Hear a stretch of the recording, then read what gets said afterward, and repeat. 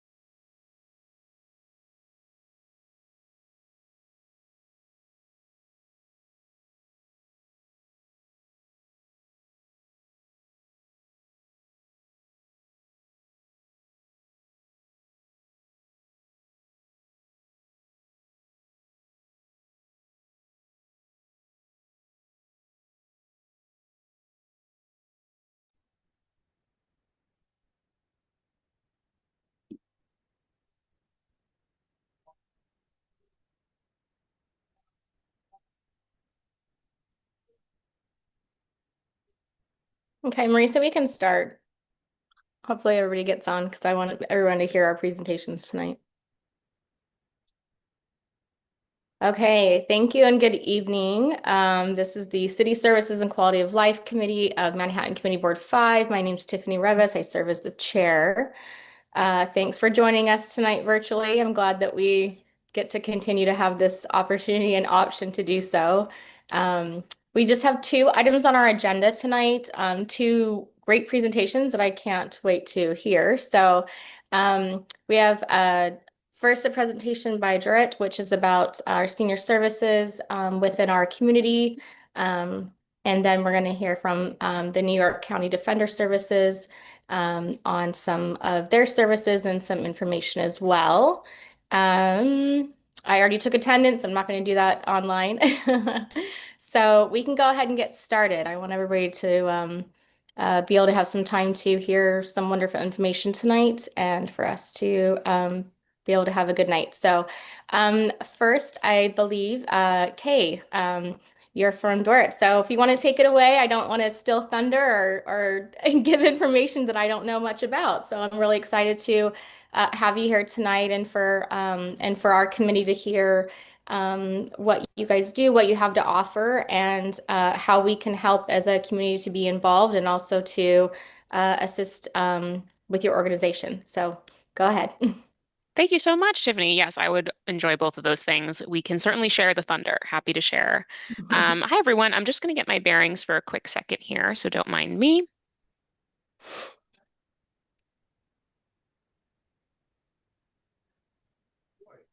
Okay, should be able, let me move this. Great, should be able to see this screen. Perfect. Welcome. Thank you for being here. My name is Kay, like the jewelers. I am the outreach specialist here at DeRote. DeRote's a nonprofit on the Upper West Side, but we actually support a lot of Manhattan in particular, and the New York City community, and the wider community. So what I'm going to review today with you all is who are we? Um, DeRote focuses on social connection. So why do we go about striving towards that mission? Why is that important to us? What does that mean? And then I'll go into a couple things. One, our programs, what they are. And then two, I pulled some data from the last fiscal year. So that is still that 12-month period, just from June to July, and how Community Board 5 folks, both on the volunteer side and the client side, which in our case is older adult, 60 plus, have already done these programs and will hopefully continue to do them in fiscal year 26. Okay, great. So DeRote, so we're a nonprofit, right? And our mission is to bring about social connections among older adults and provide services to help them live independently and as valued neighbors of the community. So we serve the Jewish and wider community, and we bring the generations together in mutually beneficial partnerships of older adults, volunteers, professionals. If anyone speaks Hebrew in the chat, Dorot is actually the Hebrew word for generations. Sometimes people ask me what Dorot stands for, and it's not an acronym, it's that Hebrew word for generations. It's actually our 50th year in operation. So if you subscribe to our emails, potentially you might see some bells and whistles from our marketing department to celebrate that milestone. And we're kind of dyed-in-the-wool Upper West Side culture in that we were founded by Columbia University graduate students, very much a part of this part of town. And these graduate students were spending time with their older adult neighbors, and eventually we sort of snowballed into all the services we have today. So this photo of our building is our headquarter office, and that's at 171 West 85th Street. And we also have a small branch in Westchester, in White Plains. It's called DeRote Westchester. And to be more precise, that is 925 Westchester Avenue in White Plains. They actually service the entirety of the Westchester County. So if you have friends or family in that space, that's a good thing to keep in mind. So, let me go back one. I'll go more like it to this photo of this nice intergenerational match there. So that's our focus. We focus on building social connections. So why is that important? And why is that important to those who are over 60?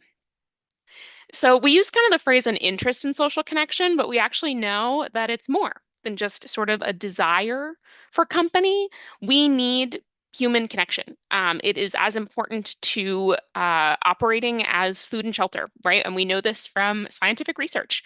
So to look at it in this light of what it can bring to someone's life, significant research has shown that building relationships with others, even of a casual variety, has these incredible health outcomes, physically, emotionally, spiritually. And this is in particular as we age. When we age, our social circles need a bit of pruning for reasons like moving, empty nests, health changes, caregiving responsibility changes. We hear this all the time from our clientele. So we want to be a constant source of how do I meet new people? How do I engage my brain? How do I continue to stay connected in the community? And we do that via programs, right? So I will go into those programs in a little bit. Um, I'm checking the chat very quickly. Oh, thank you, Tiffany. That's awesome. Put some Just links in the giving chat. some thanks. Sorry, I just wanted to have everybody have info. That's great. No, I'm actually glad you brought that up because if anyone has questions, the chat's great. I'm going to give you sort of the whole kit and caboodle. So if you want to pause me for a second, jump in the chat, even if I address it later, that's a great tool. Great. Perfect. Okay, so the last thing I'll mention sort of about DeRote before I show you who interacts with us is that everything that we offer, so everything I'm going to show you from this slide on, is of no cost. Our programs are always free. So that's also why I really enjoy doing presentations like this. It's not a pitch. It is, hey, these things are available in your community. Great. So in terms of breaking down who works with us, when we say older adult, I think I said this earlier, we mean 60 and over.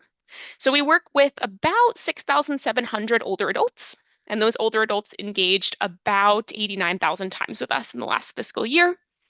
I think this pie chart's very interesting because yes, people come in person. Yes, people have in-person interaction, but we have plenty of people who dial in over Zoom and over the phone. And that's a lot of people who work with us. So anybody over 60 can enjoy these programs. We have people dialing in from San Diego and Israel and London, all across the country. On the other side of things, we have volunteers work with older adults. And here's what those numbers look like. About 8,000 volunteers engaged for about 50,000 hours of service with us. And I'll go into a little bit what volunteering can look like. So when I say in-home, that means volunteers go to the homes of older adults, right? So in terms of who we serve and where, that is on the west side, 59th to 125th, and on the east side, 14th to 96th. So more importantly, here is what that looks like for Community Board 5. So the district from Fifth Avenue onto where you kind of cap on the east side, that's who can benefit from in-home programs, right? 60 plus individuals getting people to come to them for programs. I know what you're thinking. This graphic is great. It's so good. I made it myself. But the whole idea here is I wanted to make sure you knew what the bifurcation looked like. And of course, that lovely spot of blue on the west side, they can also be serviced by DeRote. They would just come to us or enjoy the phone or the Zoom programs. Okay. Perfect. So you have a little bit of an amuse-bouche. You have a little bit of what DeRote is, and here's some programs. So the first is friendly visiting. This is kind of a signature program of DeRote. A lot of people say, oh, yeah, I know about DeRote from your friendly visiting program. Friendly visiting. So here's Adam and Sharon. They're a real match. They meet weekly. And in this program, older adults build new friendships in the comfort of their homes for either a weekly or a monthly volunteer visitor. DeRote asks interested individuals to agree to a minimum of a 1 year commitment, but many of our friendly visiting relationships span multiple years. So we have 66 matches currently in Community Board 5. And here is a breakdown by zip code. Tiffany, I can potentially work with you to make sure folks get these slides in case you're curious to take them home with you. Finally, the last thing I'll mention about friendly visiting that I think is important to walk away with is that every single match, every Adam and Sharon out there gets a social worker to manage the dyad, which is a fancy term for the two people in the match. And they're trained in social and human interaction. So they make sure the match is going well, they check in, they're a source of support. So everything's sort of scaffolded with this idea of social connections in mind, sort of 360. Okay, seasonal and holiday package delivery. Tiffany actually put a link to this in the chat. It's a really wonderful way to get your feet wet with DeRote. Our holiday package delivery program is a one-time opportunity where older adults receive this nice purple package that you see in that photo. And then that volunteer stays. Here's a package. Why don't we sit down and have a cup of tea for about an hour? Alternatively, we have what we call phone visits, which mean you would go ahead, drop off the bag, and then go somewhere quiet or go home and enjoy a 30-minute friendly phone call. We have these 5 times a year. The next one is actually coming up. It's coming up on Sunday, March 22nd. By all means, come and volunteer with us. We have one site on the west side and one site on the east side. So when you go to the east side location, you'll get an address with the name of that person and one of these nice purple bags with lots of treats and goodies in it. And you'll be assigned someone on the east side, right? So you'll get assigned someone on the exact same side of Manhattan where you went, just so we don't have to send you to the ends of the earth. We'll only send you in that area that you saw on those maps earlier. So here are some data. 226 older adults in Community Board 5 received a package 655 times. So that means maybe an older adult received all 5, or they just wanted 2 or 1, whatever the case. So on either end of things, we'd love for you to get involved. Response team, this is one of my favorites. So response team is request-based short-term volunteer connections. It can be a one-time session, a few times, up to a couple times a month. But I think what really drives home what response team is examples, okay? So I'll show you some of those with you. We've had older adults request, can someone come over and play cards? We have birthday visits under this program, which, as you can imagine, gets snatched up very quickly because it's delightful. You get a cupcake from us, you go to an older adult's home, and you get to wish them a happy birthday. Really great way to spend the day.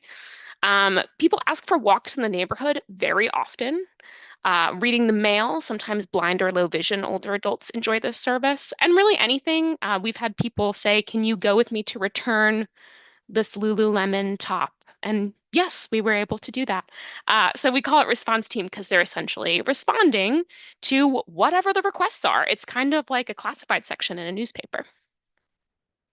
98 older adults connected for 165 visits last fiscal year. Okay, I'm going to move along to tech coaching. So in this programs, volunteers work with older adults to just sit with them one-on-one and support tech skills, sending emails, using Zoom. We have iPhones, Androids. At our offices, we often host tech clinics where volunteers and older adults come in. The older adults will go ahead and bring their laptop in their bag or bring their phone, and they'll sit together for an hour and just review tech questions they have in real time with a real nice patient volunteer. We do this often with teens who are very good at this. But we also go in home with this program, right? Which I think is very powerful that we are able to eliminate a barrier. And we have some older adults who have desktops, right? So you can't bring the computer with you, so that means we can send someone to them. 69 older adults in your district participated in 411 tech coaching sessions last year. So with that big difference, people are really taking advantage of this program, which is great. Just to make it clear what it means when someone gets a home visit, anyone who gets something in home must have what we call a home assessment. So that means a Derote social worker goes to visit that older adult and just checks out a few things in their home, gets a lay of the land. Is their home a good place to send someone? How are they doing? What are they like? We want to get to know you.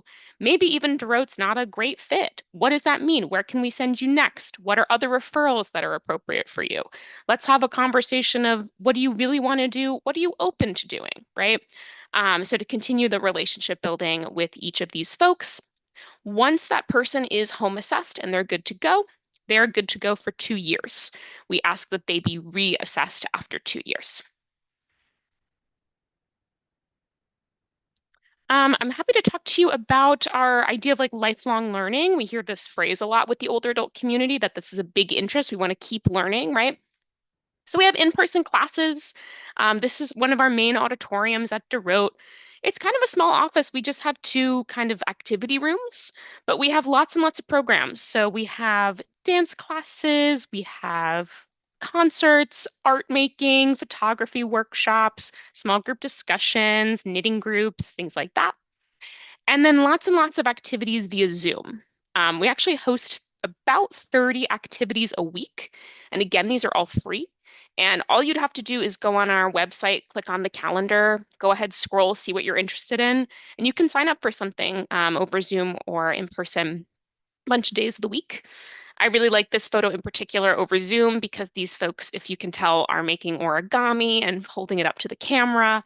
Just really interactive, fun. These aren't really designed to be like webinars, right? We want people to connect socially. So a bunch of programs have something to do with that. And then I mentioned phone programs. So here's what those are specifically. The first is called University Without Walls, and that is a series of classes over the phone. Pretty simple. This is one of our longer running programs. We have everything from Jewish interest classes to we have a blind and low vision support group. You can even take an art class over the phone. We've had play readings over the phone. This person in this photo, you can see they're holding a book. And on occasion, we'll send people materials. So if you're taking an art class on the phone, you might get an envelope of paintings, and the instructor might say, everyone take out photo number 2. We're going to look at these brush strokes together and talk about what inspired Monet or whatever the case. So it's this nice way to have a physical media when you feel a bit disembodied on the phone, but a really great way to eliminate a potential tech barrier for an older adult. And again, this is for anybody. We've had people dial in from all over the country. So 38 individuals from your district dialed in 708 times. A small but mighty team, which is really, really great. And then finally, a great program called Caring Calls. And that is where it's very simple. A volunteer will get matched with an older adult, and they'll call them once a week for 8 weeks, 30 minutes each call. You can go ahead and re-up calling that same person if you both agree and you're both available. We've certainly had that happen. But we started this program in 2020 and the wheels are still on. People still want to do it. And it's a very simple way to give back if anyone on the call is interested in maybe volunteering themselves. We have 33 older adults from the Caring Calls program who've connected with their matches or various matches 614 times. And here's a summary. Here's some info about what zip codes look like where. About 1,200 individuals from your district were involved with us. A little bit more older adults than volunteers, but I'm really glad to pull this number too. A bunch of people held both roles, right? Older adults might have more availability. Potentially, an individual might be retired and want to give back to their community, has more availability to do so. Any way you want to come in the door, there's no wrong door. We say that all the time in this office. And these relationships are mutually beneficial. We find that people get a lot out of volunteering and that you're not sort of stuffing envelopes for a few hours. You're like really talking to your neighbors and in this scaffolded way where the staff is there to support you to do so. That's it. Yoden, I'm going to answer your question momentarily. Thank you for it. But I wanted to make sure you got a view of this. I really recommend this newsletter sign up that you see here. If you email that email address and say, hello, I would like to sign up for the newsletter, you get every Sunday what's coming up that week. And that way you can check it out or just sign up. Some of them go quickly, so you can be the first person to see it and sign up. But in general, if you want to join us for programs, if you have questions about programs, maybe you want to group volunteer, we have those as well. This is your place to go. Um, Great. Here's what I'll do. I'm going to close this first so I can say hello to everyone, and then I'll address Yodon's questions. And thank you very much.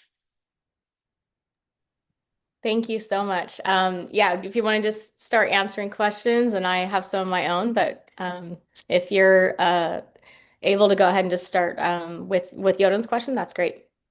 Perfect. So Yodon asks, do you have to be Jewish to participate in this? I mean, not only as a volunteer, but as a recipient of services. The answer is no, you do not have to be Jewish. We are a Jewish organization, but we serve everyone. Our staff comes from all walks of life, our clients, our volunteers. So for example, there's the package delivery coming up where you get that purple bag, right? That's a Passover package delivery. So things in the bag say Happy Passover and have, unleavened bread and stuff like that. But you don't have to be Jewish to accept it or to give it. If anything, it might be a conversation starter of like, these are Passover themed. Do you celebrate? Do you have a relationship with this? And we have kind of answers from all over. But we're a Jewish organization, so we're closed on Jewish holidays and we have certain traditions and a culture. But yes, everybody's welcome. Great, thank you. One of my questions is how, I mean, everything's volunteer based, yes. How is the organization itself funded? And you said you've been operating for about 50 years. How has that ran and how are you guys funded? Yeah, totally. So we are funded by individual donors, government. We are not funded by federal government. I get that question a lot over the last 2 years. Which is a good thing at this juncture, though we have our hearts out for everybody else out there. We are funded by a lot of like Jewish foundations. We are funded by, I said city council and state individuals. There's actually a page on our website that lists all of those foundations and by category. So I would certainly invite you to check that out as well. But yeah, we're just like kind of every other nonprofit out there, doing their thing in the fundraising department. But I've worked at a couple nonprofits in my tenure in New York City, and every single one of them is very different. Mhm. DeRote's also not a senior center, right? So we're not funded by like NY, like DIFTA, right? Like NYC service. Uh, because the program by program space we mean, let's say you're signed up for a yoga class at noon. You're going to come at 11:55 and you're going to leave at like 12:05. You're not going to stick around and hang out all day and like play cards with people. You're going to come for your program and then leave just because there's not a lot of space to sort of hang out. And we don't do like congregate meals. So it looks a little bit different in that capacity, but we're a supplement to those things, right? We're an addition. But yeah, look a little bit different than how other spaces are funded. And how do you guys get the word out now? And I think you may have obviously probably spoke to other Manhattan community boards that also serve in the areas that you serve. How do you get the word out? Yeah, well, that's part of my job. I would love to speak with folks who are very well connected in their communities, much like you all. We also do social media. We get referrals from other folks, and that's also part of my job is making sure that providers of all stripes, let's say you have a patient that's doing very well physically, but maybe they don't know a lot of people. Maybe they're feeling a little bit lonely. We want them to think Dorot top of mind so we can get them connected, so we can get them home assessed like you saw, get them signed up for all of these different activities so they can go ahead and meet people and connect with volunteers in the neighborhood. Great, thank you for that. Anybody else on the committee have questions they'd like to ask? You don't have to raise your hand. You can just unmute yourself and ask. I do. Go ahead, Mike. So if you live below 59th Street and west of Fifth Avenue, uh, besides the phone programs, do they go to 81st Street, or how did the people on the west side, but not the upper west side, how did they access programs? Yeah, they can come into our program space. They can come to DeRote for, you saw that photo of that dance class. They can certainly come up on the subway or the bus, or we have plenty of people take Access-a-Ride to us. We actually have a contingent of people in Queens who just love coming to our classes and are willing to travel. And Access-a-Ride helps them with that. The fact that the classes are free is helpful. And Zoom programs as well. Those are also available to folks outside of those areas. Thank you. No worries. I see another Michael has a question. Yep. Go ahead, K-Rock. Yeah, hi. I'm curious, what is the mobility factor of most of these senior citizens? Yeah, we really get people from all over the map in terms of diversity of all stripes, including varied mobilities. We are an elevator building, right? People come in with assistive technology if needed, wheelchairs, walkers, canes, aides. We have personal care aides in the building as well. I will say for certain programs, there's like, for example, the University Without Walls program, the phone program. Um, the the makeup demographically is a lot of people who are less mobile. And that kind of stands to reason because you can stay home and jump on the phone to enjoy and engage in classes. But our average age, I believe, is 80. But we certainly have 60-year-olds up to, I believe our oldest client is 107. And sometimes age and mobility have that correlation as well. So do you think that some of these folks would be interested in taking a free tour of the Garment District in New York City? Yes. Can I email you directly and set that up? You can. I'm glad you brought this up, Michael, because we have a form that's like, I want to be a facilitator. I said yoga class earlier, so I'll go with that example. Hey, I'm a yoga teacher. Can I teach at DeRote? What does that look like? Would I get paid? Do I volunteer? Once you fill out that form, a staff member will get back to you. So, Michael, when you email me, I'll send you that form. I'll tell you who runs those programs, and then we'd get you started with someone on the programming side who manages the facilitators and makes the payroll and all that good stuff that they're much better at than I am. But that's a great way to get involved with us is programs in the city that you want to maybe have a partnership or collaboration with DeRote. The programs at DeRoteUSA.org? I'm going to invite you, Michael, just to email me directly because then I can tell my colleague, hey, I talked to Michael today. Here's what he's all about. Might be a little bit easier. in the chat? Yes. Let me see it. If And you I'll don't mind, make Tiffany, I'll Yeah, make sure you add I'll that make too. sure you get it, Michael. No problem. That's great. And his tours are wonderful. I've done them. No kidding. Oh, that's great. We do go off site. I'm not sure what it looks like right now, but we've done museum tours and things like that at DeRote. Very Well, nice, right? mine's a walking tour, His is so walking. Yeah. Okay. and there are stairs involved, so I'm afraid the 106-year-old are not going to be able to do it. But if you have mobile persons like the You'd be people surprised. okay. Happy to talk those logistics. That's- I know I'm a bit over time, Tiffany, but Oh, if no, anyone maybe has a last call. Okay, yeah, great. no, I'm thrilled. you're totally fine. Anybody else in the committee have a question before I go? There's someone from the public that wanted to ask as well. Anybody else from the committee? Oh, did I just lose the person that was?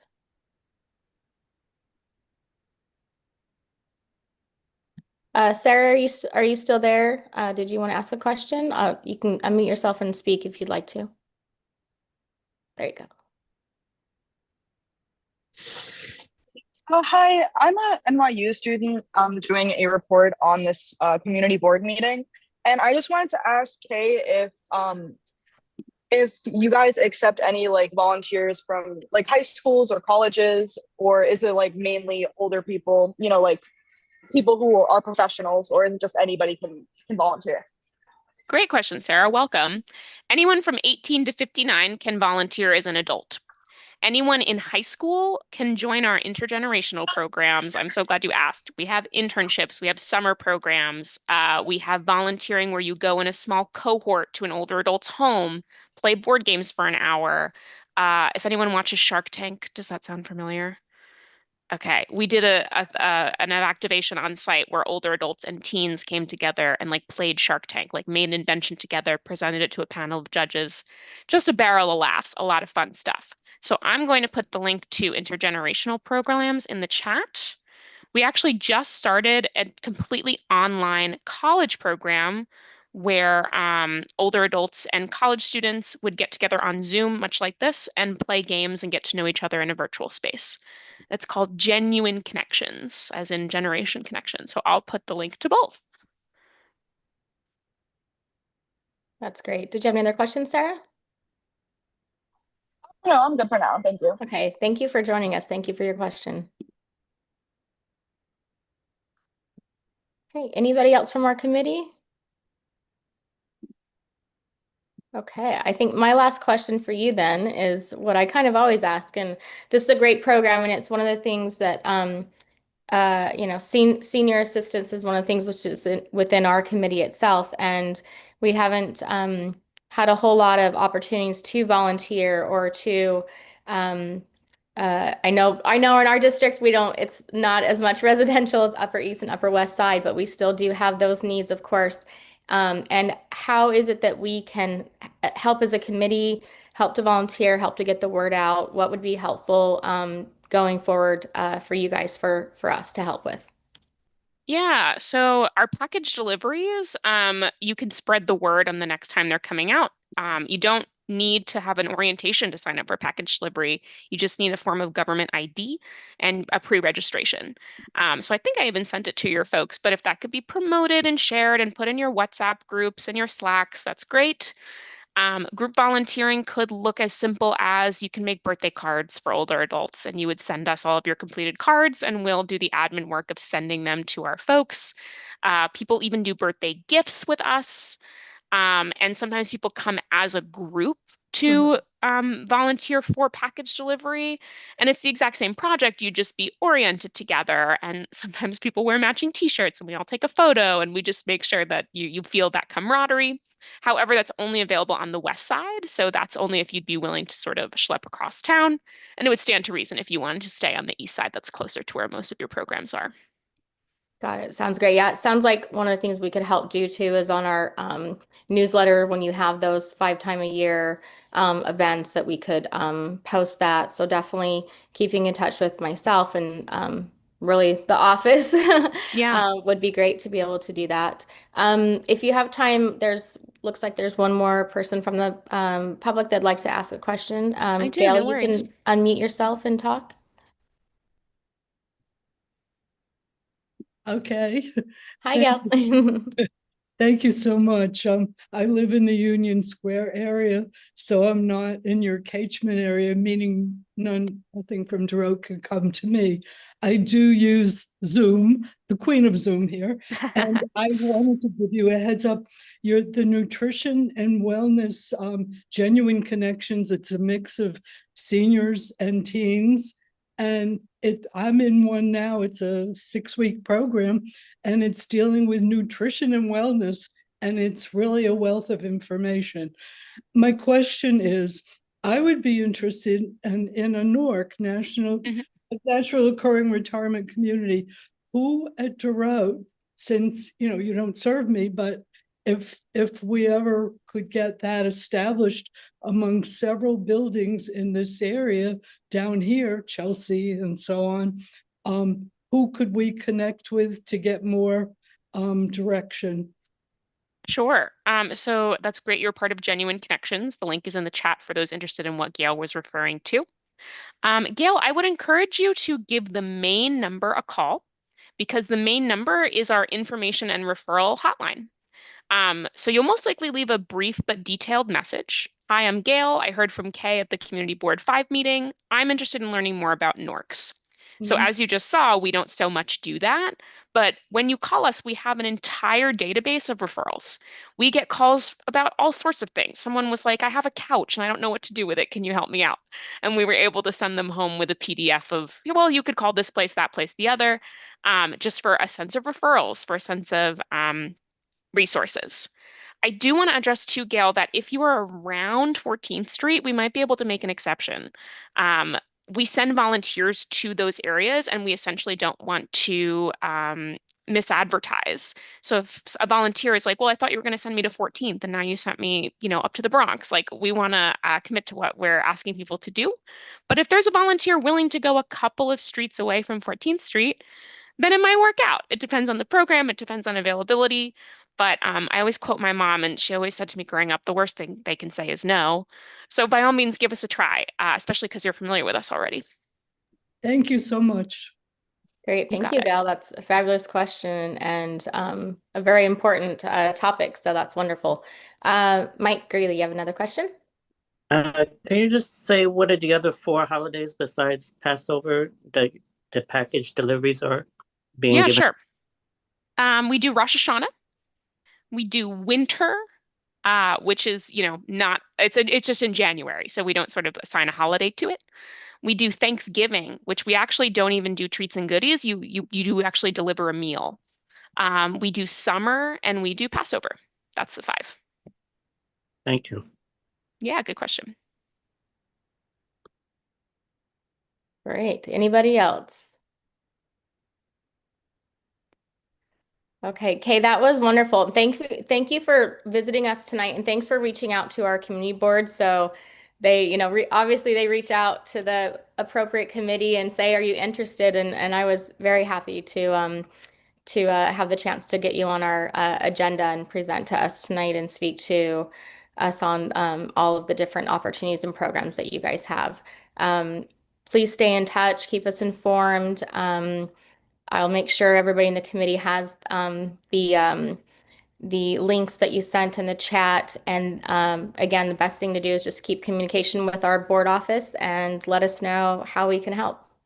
Yes, please. This was a real joy, and enjoy the rest of your meeting. Have a great weekend, everybody. Thank you. Thank you so much. Bye. Bye. Okay, now second, and thank you for being here for the first presentation too. So second, I see a couple people I think were joined by who is on here. Rebecca, you might have some other people from your group as well. But Rebecca's with the New York County Defense Services.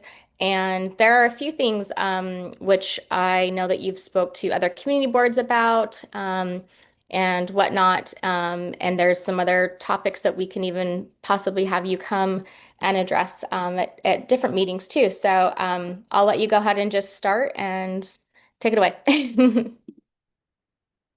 Yeah, hi everyone. So nice to see you all. Once again, my name is Rebecca. So I'm one of the community engagement interns at the New York County Defender Services. And in case you don't know, NYCDS, New York County Defender Services, is a public defender's office located in Manhattan. And I'm joined today by Casey Del Porto, who's also on the Zoom. She's my supervisor at NYCDS, and she's going to continue the second half of this presentation in a few minutes. Hi, everyone. Casey Del Porto. I'm the supervisor of the Policy and Community Engagement team at NYCDS. So in addition to providing trial representation for anybody who's arrested in Manhattan and accused of a crime who can't afford their own lawyer, we also have a small but mighty policy team where we try to harness the insight and the expertise that our attorneys and our staff have of the criminal legal system, the sources of dysfunction, and use that to promote criminal justice reforms. Great, thank you. So we have a presentation on the Treatment Court Expansion Act, which we can share, if I can share screen. Yeah. And we can answer any questions about other areas related to the criminal legal system as well. But we'll start with this, and I'll pass it to Rebecca. Yes, so thank you, CP5, for hosting us again. We're very excited to present on this. So as you're aware, we're here to present specifically on the Treatment Court Expansion Act, which is a statewide initiative led by the Treatment Not Jail Coalition. Specifically, this bill would both expand and modernize New York's network of treatment courts, reducing our reliance on prisons and jails, while also addressing the growing mental health crisis across New York State. So our goal is for you to leave here today with a stronger sense of what treatment courts in themselves are, what our specific bill is aiming to do, and also how you can get involved in our campaign if you're interested. So I'm going to start with talking a little bit about the root of the issue and what we're kind of seeking to address, which is the mental health crisis in New York.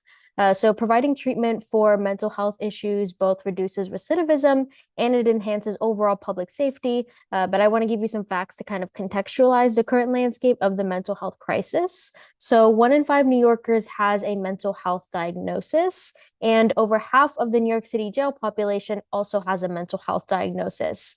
And the proportion of those who have a serious mental illness has also skyrocketed in recent years from 10% in 2017 to now 21%.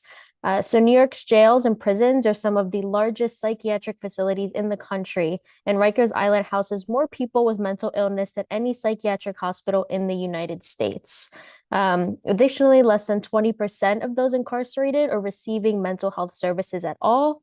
And I want to highlight one example of limited access to mental health services, which is a practice called deadlocking.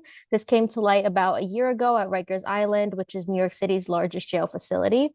So deadlocking is essentially a form of solitary confinement, and it refers to being locked in a cell without the ability to leave for any reason. Usually it's in a mental health unit for weeks or months at a time, and it's used as a disciplinary measure. It often involves denial of access to basic services like showers, phone calls, medical care, and of course, mental health treatment. So deadlocking is inherently very traumatizing for the people, and it exacerbates mental health issues that might already be there. And it also goes against the minimum standards of keeping those in jail facilities safe, but it does continue to this day, and it often remains undocumented. Another important part of this issue is the rise in deaths at Rikers. Last year, 15 people died in Rikers care, with many more fatalities in DOC custody overall, Department of Corrections. And one study, according to the Vera Institute, the Department of Corrections only reported to the public or press 68 of the at least 120 deaths that occurred on their watch since 2014. So this really highlights how the mental health care that people do receive is very substandard in nature. So it's no wonder that jails lead to increased rates of reoffending as people are left traumatized and decompensated, which results in further crimes. I also want to highlight the cost of this kind of failure. Incarceration is incredibly expensive. In New York City, it costs about $507,000 a year to keep just one person in jail. At the state level, the number is still very huge, around $115,000 per person each year in prison. But when we compare these numbers to community-based options, we find that supportive housing costs only $25,000 to $50,000 per year, depending on that program.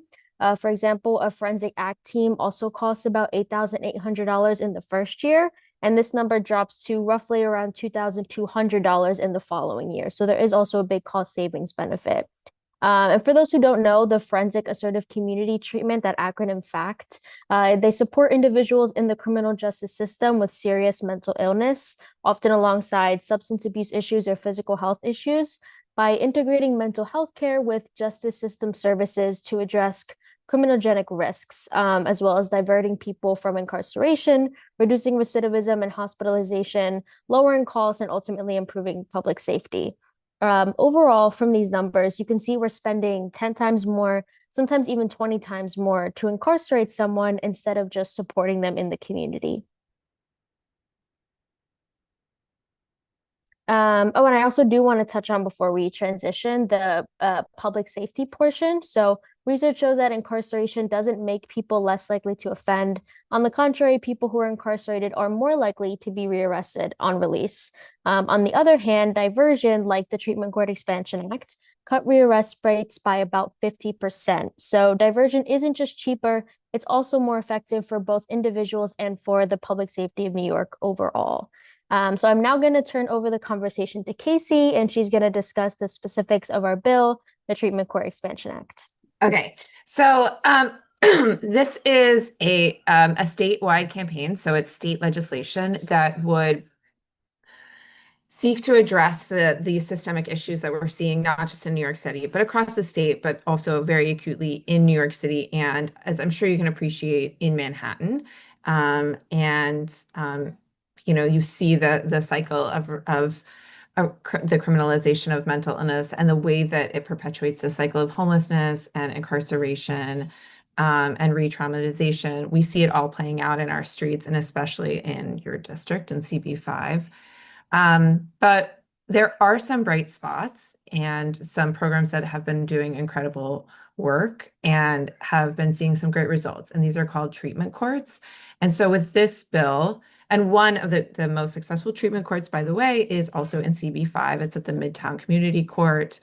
And it's the goal is really to divert people from this cycle, from this awful pipeline, from arrest to criminalization, to conviction, to jails and prisons, by allowing them to resolve their criminal cases by completing treatment that address the root causes. So what happens is when people enter the criminal legal system, when they become arrested, and if they're flagged for eligibility for this, then a clinical team intervenes immediately, evaluates them, figures out what is driving their criminal legal system involvement, figures out if there are any services and resources in the community that could address those underlying root causes. In most cases, there are, and then sets up a treatment plan and allows the person to be diverted from jail. In many cases, they're in pretrial detention at Rikers Island, into the community where they can receive those services. And then if they do successfully recover or rehabilitate and can safely emerge from the surveillance of the courts, then their case will be closed. This is not a new concept. This is something that we've been experimenting with for decades. In 2009, we created drug courts in every county in New York State, but eligibility is very limited for drug courts, and there's also no availability. There's no programming available for people who have co-occurring disorders or who just have a mental health diagnosis and no substance use disorder at all. So this is obviously a huge oversight. And in the last 15 years, many counties, including New York, New York County, Manhattan, have tried to fill this obvious void, this glaring gap in the landscape, and have created their own courts through independent funding or just no funding at all, just scrapping it together. The stakeholders have just pulled up their bootstraps and really tried to make it work.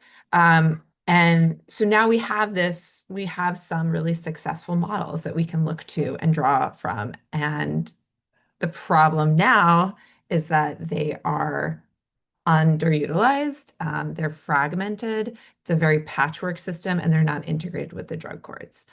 In addition, outside of New York City, many counties, many jurisdictions don't have any of these programs. So there's a huge equity issue across the state. There's like a geographic equity issue. And so what our bill really seeks to do is unify all of these fragmented courts, combine them, reduce duplication, streamline admissions, and provide statewide guidance. So as I mentioned, in New York County, as you know, and it's truly a testament to the scrappy nature of all the stakeholders in Manhattan and New York, and the way that we've all come together to try to patch these glaring voids and omissions in the statute.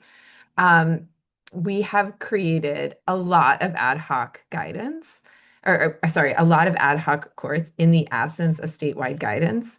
So we have a lot of these programs in operation, and some of them are really incredible and successful, but it is also madness. It's so maddening. This is all the different treatment court options in Manhattan Criminal Court.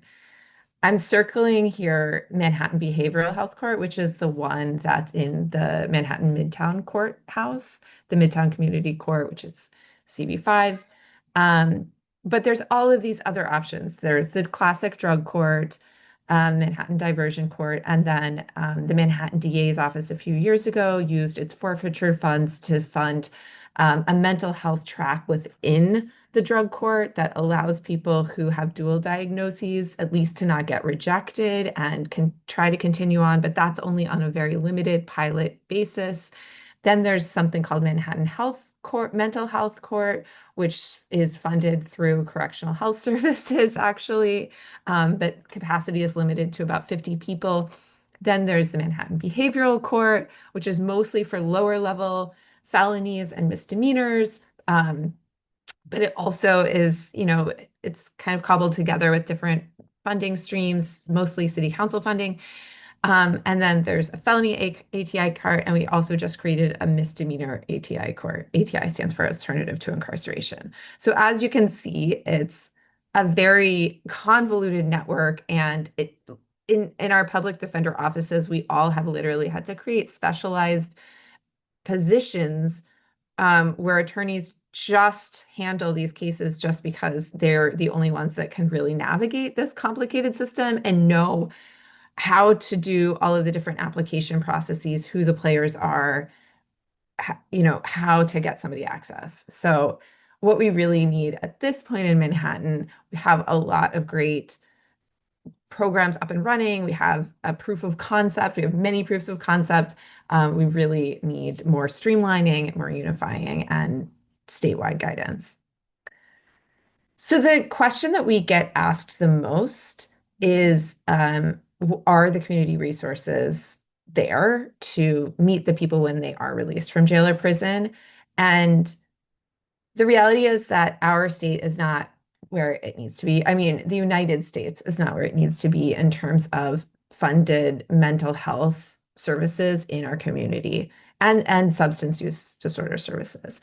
But we have made significant strides in recent years, and between city funding and state funding, there are a lot more services coming online.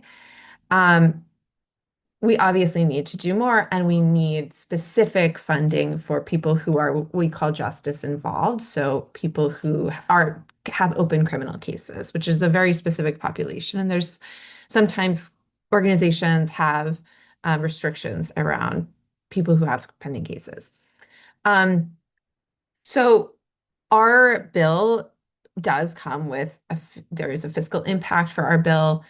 So we are seeking to pass this in the budget, meaning we want it to be accompanied by actual funding for the programs that we will need to implement this.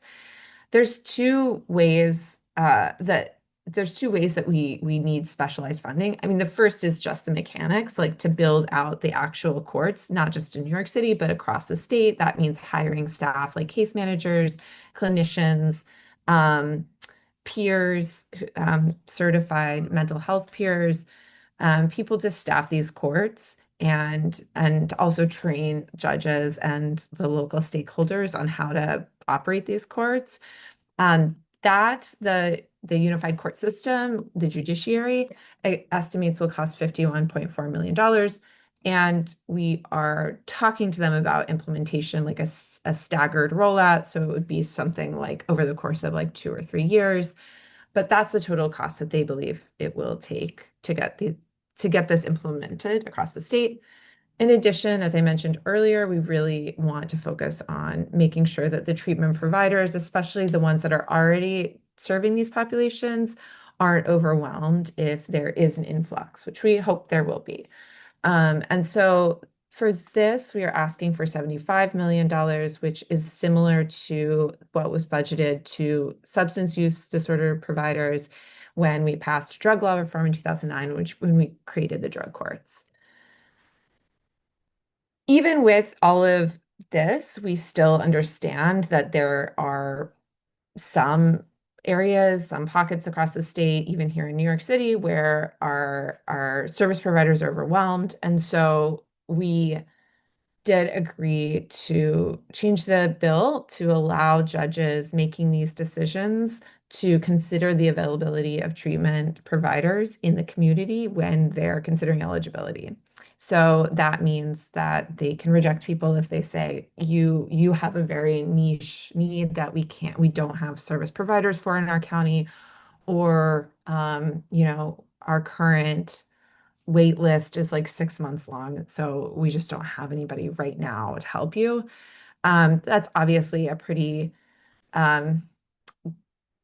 that's a very awful decision that any judge or court would have to make, because what they're ultimately saying is, so because we don't have the services in the community, you have to go to jail or prison. So we also would require the courts under this bill to report on that information and then on an annual basis go back before the state legislature and the governor and report how much money we could have saved, or how many people could have been diverted if the community resources were available, which will give us a better needs-based assessment throughout the state. Ultimately, we do see this as cost savings. As Rebecca went through, incarceration is an unconscionably expensive way to handle this problem, especially since it doesn't actually get the results that we want. And so the Office of Court Administration estimates that for every dollar invested in these courts, the state saves $2.21. And that's really just focusing on the reduced incarceration, reduced recidivism, meaning like reduced future involvement in the criminal legal system. In addition, other studies believe that when you calculate collateral consequences, meaning like, the opportunity cost of somebody not like exiting the workforce because they're incarcerated rather than maintaining employment, or child welfare when they, if they have children, that amounts to something more like $10 saved for every dollar invested.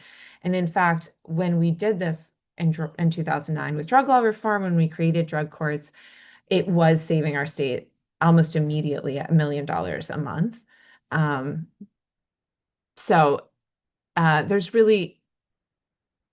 There's a lot of fiscal impetus for this bill. And in addition, there's sort of incalculable savings, like there will be a streamlining effect rather than having all of these different programs doing their own screening process with their own clinical assessment, asking each hospital for medical records over and over and over again. This will be a more streamlined, uniform process. Case management in and of itself has a really efficient effect on the delivery of care, because it's just sort of incalculable how helpful it is to have somebody help you navigate all the different pieces of getting the help that you need, like making sure you have Medicaid turned on, making sure that you put in an application for supportive housing and that you know how to do that and you have that you get an ID, things like that. And then just constantly course correcting when things aren't going well with your treatment and liaising with the treatment providers, maybe trying a different treatment provider or adding or subtracting. Like that is a really important benefit of these programs, and just generally having the streamlining effect. So ultimately, this is projected to save a lot of money. There was an organization called Recidiviz, which is a sort of like policy think tank, and they did a fiscal analysis, and they believe that even using a very conservative graduation rate, which is, most of the mental health courts are operating at like a 70 to 80% graduation rate. But even using like something more like the 52% graduation rate, which is the lowest that we could find, it would save almost $1 billion in reduced prison costs over 5 years and similar in jail costs over 5 years. So where is the campaign? We have this campaign has been around since 2022, and we've undergone a lot of revisions based on feedback from stakeholders like yourselves, but also significantly based on consultation with the judiciary, the Office of Court Administration. We've worked with the Chief Judge of New York State Courts and the administrative judge and their staff to really hear their feedback, do a more thoughtful analysis of the mechanics, how this would really play out and how we could actually roll this out in a streamlined way. We continue to fine tune through conversations with stakeholders, and we're very receptive to hearing feedback. And, we want to make sure that we have buy-in from all different perspectives, because this is an issue that impacts so many different voices and different perspectives. We had a Senate hearing on this issue in the fall, which was a really great showcase of the breadth of support that we have. So, we had like veterans, the Office of Veterans Services in New York State come and testify in support. We had peers come and testify in support, treatment providers, forensic psychologists and psychiatrists, and then of course the Chief Judge also testified. So it was a really great,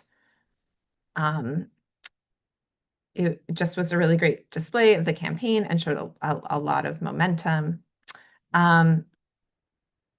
And I will pass it back to Rebecca. Yes. Okay. So as I mentioned earlier, we wanted to kind of close off by sharing a little bit more information about how to get involved in TCEA if you're interested. So obviously the first and foremost way is to join the coalition. And you might be kind of wondering what that looks like. So we meet on Zoom for bi-weekly meetings twice a month. They're all virtual, and you don't have to be knowledgeable about, treatment courts, criminal justice reform, anything like that. You can feel free to join us, learn updates about where the campaign is. We sometimes do things like phone zaps during the meetings where you can call legislators and kind of help us build momentum for the bill. You'll learn about our advocacy days and other events and things like that. Additionally, if you email Casey, her email's on the screen, or if you visit our website and scroll to the end and fill out the interest form, you'll be added to the email list. If you can't make a meeting, you'll kind of still get updates via email about what's going on with the campaign and anything that's upcoming that you might want to be a part of. We also do have subcommittee meetings as a part of our kind of general coalition, which you can join if you're interested. There's a communications, legislative strategy, and general outreach. You can contact your representative to advocate for TCEA. If you go to treatmentnotjail.com, you'll see that option as well. And lastly, we do have social media. We post a lot of our events, but also a lot of really interesting stuff there. So if you're interested and you have Instagram, please feel free to follow us. The @ is @Treatment Court Expansion Act. It's just the full name in all lowercase. So thank you guys so much again for hosting us. We're really excited to be presenting at CB5 and to get to know you guys a little bit. Hopefully you took something away from this presentation. And if you're interested, once again, please feel free to visit our website or email Casey. We would love to see you at one of our meetings. Great. Thank you, Rebecca and Casey both. a lot of information and very good information, and very well put together, I think. So we could kind of get our bearings straight with things. I'm gonna let Yoden start because she had a few questions. So I'm gonna go ahead and ask your questions, Yoden. Yeah, thank you. Thank you very much for that presentation. I have a few questions that I put in the chat. Do we have a drug court in CB5? Not in CB5, but in Manhattan. Yes. It's just Where is it? It's in the main criminal courthouse at 100 Center Street. Okay, so all cases in our district would go there.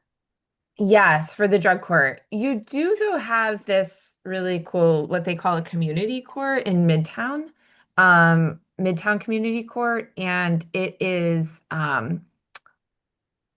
it started a few decades ago, actually, and I think I mean, I think it was just like the local legislators that came together, the council, and was like, we're seeing a lot of recidivism in our district, especially around like Macy's, Times Square, near Port Authority, Penn Station, et cetera.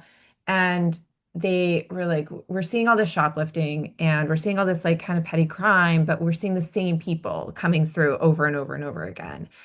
And so they partnered with, at the time, it was this organization called the Center for Court Innovation. They are still around and they're doing it, and they're still there. They're running the court. They're now called the Center for Justice Innovation. So they created this special courthouse that was called a community court. And the idea was like, let's address root causes. And so they were kind of like the pioneers and seeing that like seeing this cycle and seeing that this pipeline from arrest to incarceration is not, it's futile, it's not helping anyone. Can I ask, what is the difference between a community court and a drug court? And how would a case end up in wherever it ends up? Who's advocating for those who are charged with crimes? I mean, it's a good question. It's kind of the question that we're trying to answer with this bill, because right now it's a little bit arbitrary. It really just comes down to the public defender that gets assigned. And I saw you had another question about who represents those who are criminally charged. Yeah. Almost everyone is represented by a public defender unless they meet the income eligibility to, hire a private attorney. But so if the public defender knows about the Midtown Community Court program or, thinks about it and realizes like, oh, you would be a really good candidate for this. Also, they have, they're not available for every person who's charged. It's only for misdemeanors, but also they also take like lower level felonies, like D and E felonies. But yeah, I mean, it should be a more integral part of the process. That's Okay. what we feel. And we also feel like you shouldn't have to be in the know to get access to this really incredible program. And most of the numbers that you presented to us, do they come from the Office of Court Administration? The 500,000 number comes from the city comptroller does an audit periodically. I think the last one was from last year. So what do you think accounts for the difference between New York City and New York State? It's a $400,000 difference. It's really shocking. Yeah. I mean, I don't know. And it's something, you're not the only one to ask that. There's been like city council hearings on this, like why is our city jail system just so inefficient? And there's a lot of reasons. There's, part of the reason is that the city jail system is just falling apart and the infrastructure is such a mess. And there's a lot, I don't know. I mean, I could really go down we could spend a whole session trying to investigate why it is so expensive. And yeah, these are people who have not been convicted. They have just been charged. There are people who are held in pretrial detention. They're presumed innocent, and in many cases they are. We're just, we're nearing on the, I think, 10th anniversary of Kalief Browder's death, who was held at Rikers Island for over 3 years. So anyway, yes, it's the state, the cost of incarceration varies from across the state, but New York City is really breaking some records. Okay, thank you. Thank you very much. You're welcome. Thank you. Will, go ahead.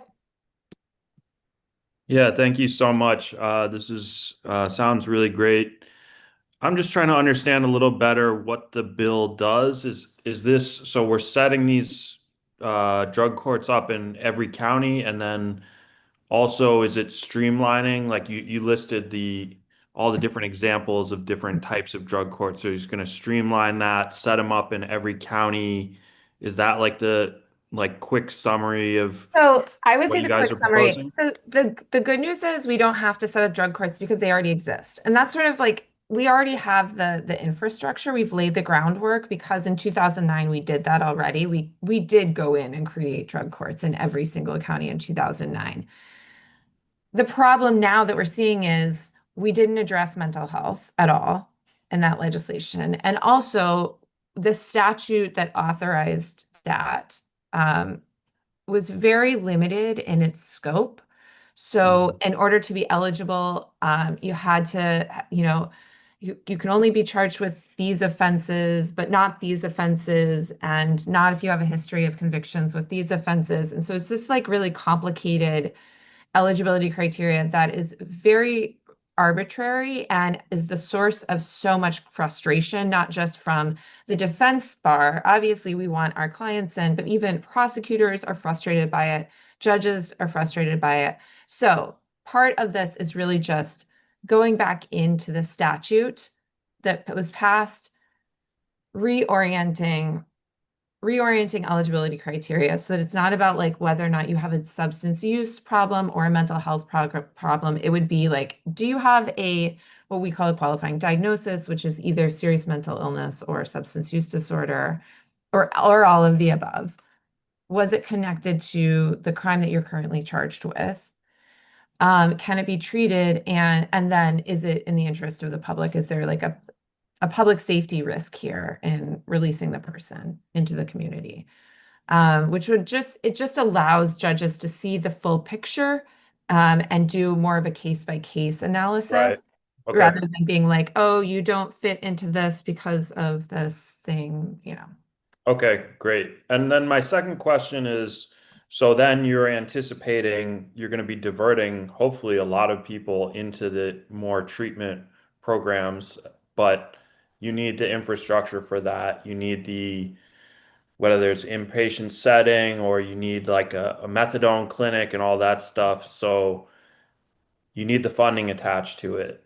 But I would think what you don't want is to pass all this legislation and then not have the capacity to actually treat the people, right? Yeah. So how do you think about that issue? I mean, maybe it's a chicken or the egg kind of situation.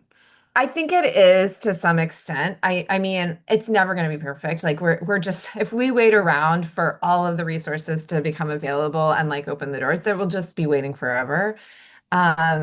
It is also a little bit of if you build it, they will come, which we saw when we did this with the drug courts in 2009. Like in 2009, we were having the same conversation, and now we really do have a pretty extensive network of drug treatment options for people. Again, not where it needs to be. We need more funding, and we are asking for more funding with this. Like, don't get me wrong, we have a lot of work to do, but we also in the last few years and like the 2024 fiscal budget and in the state fiscal budget, the governor appropriated $1 billion to expanding community-based mental health services. Most of that was for supportive housing, which is a service in and of itself and would address a lot of people's problems in and of itself. It takes a while to get that off the ground. We're seeing it come available now, and we also, we have other funding streams. The city has also put a lot more money in the last few years. All I'm saying is we are working on it. Outside of this campaign, there is suddenly a lot of political will behind investing in our mental health services, our housing for people with serious mental illness, and then substance use disorder, like methadone, as you mentioned, and these other programs. But in the meantime, sorry, one last point is that in the meantime, we realize that we don't want to set people up for failure, which would really be devastating for everyone and for future generations who, may not get the chance to do this because of some early failures. So we would allow judges to reject people if they say, like, we just don't have community-based resources right now. But it sounds like this is all attached to funding, so it's not going to be like, it's probably not a fair comparison, but in Portland, Oregon, right, they like legalized drugs, but then they didn't have the infrastructure, right? So it was like, I've idea that I kind of supported, but then it totally backfired because, but it's a different situation, totally different policy. But I think it is definitely smart to attach the funding to it so that like you are, if it's successful, then you have the resources to take these people in. Yeah, totally. Yeah, I hear that. I mean, we've also done that here in New York. We've made the mistake of unfunded mandates. And so, yeah, our campaign is certainly taking that to heart. That's great. Thank you. Thanks, Val. I have a question just kind of piggybacking off of what Will just was asking about having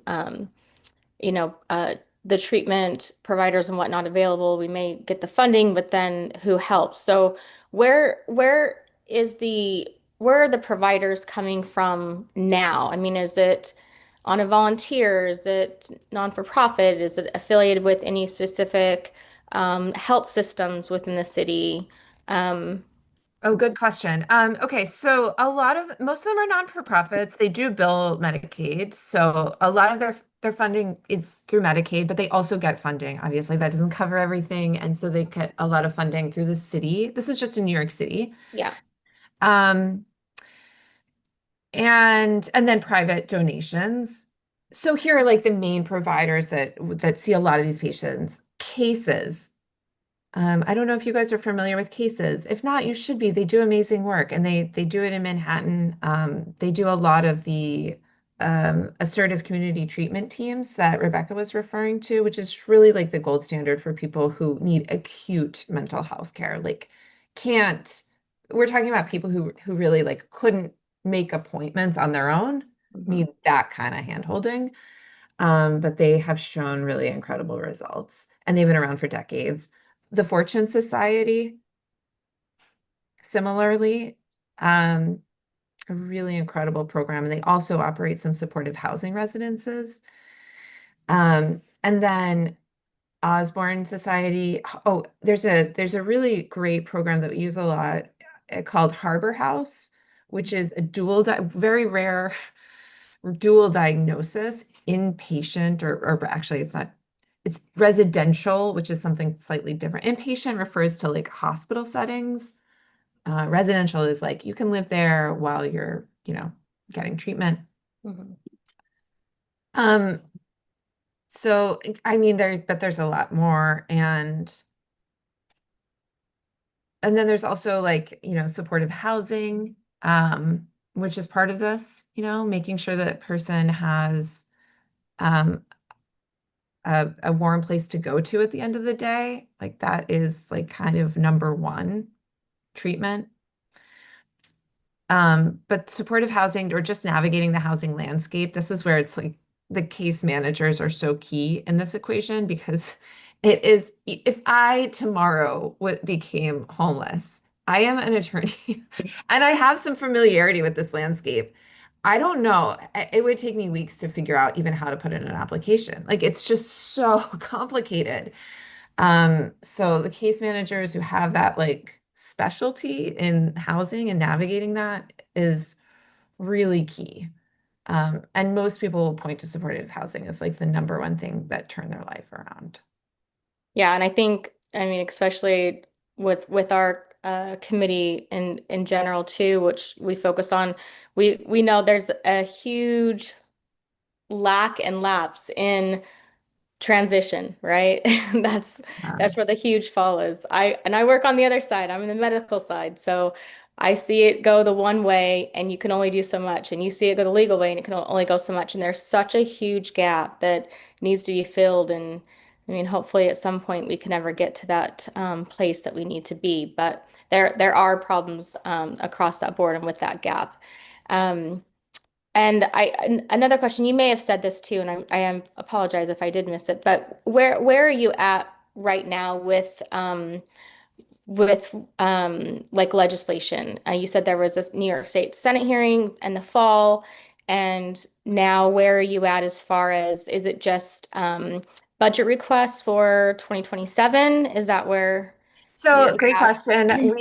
We're in the midst of the FY27 budget cycle in the New York State legislature. And so we are trying now to include this in the budget the deadline for the budget is April 1st. I actually do think this year it will be on time, but just to set everyone's expectations, we usually blow past that deadline.